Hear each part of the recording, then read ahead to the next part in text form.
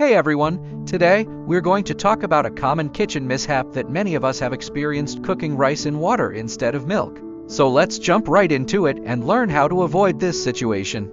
Imagine this: you're trying to cook rice, and you start by adding water to the pot. But then you realize that you actually need milk or some other liquid. What do? The last thing you want is to end up with a plate of plain, uncooked rice. To prevent this from happening, here's what you should do. Take a spoonful of the rice and put it aside. Then add the milk or liquid of your choice to the pot. Once that's done, give it a good stir to make sure everything is well mixed. Now comes the fun part. Add the remaining rice back into the pot and give it a good old-fashioned stir using a wooden spoon. Make sure everything is well combined so your meal turns out just as you intended. Now that you've got your rice and liquid blended nicely together, it's time to bring it to a boil. Turn the heat to medium-high and keep an eye on it. You want to wait until you see those bubbles starting to dance on the surface, signaling that it's boiling. This is the moment when you can cover the pot with a lid, reducing the heat to low.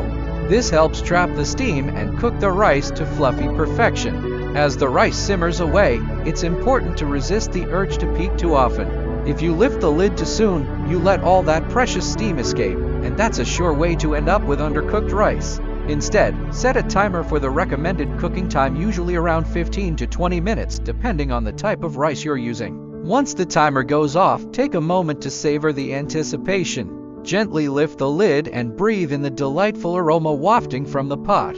Grab a fork and fluff the rice gently, careful not to mash it.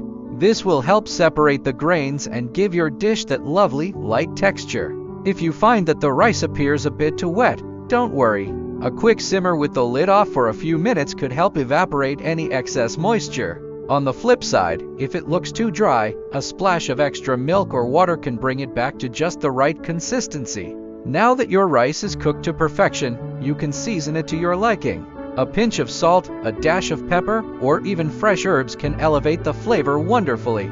Stir in your favorite toppings, or enjoy it as a base for meats, vegetables, or sauces, and there you have it. From simple beginnings with just a pot of rice and your choice of liquid, you've turned it into a delightful dish that's sure to impress. So go ahead, serve it up, and enjoy the fruits of your labor. And there you have it. By following these simple steps, you can avoid ruining your rice and enjoy a delicious meal.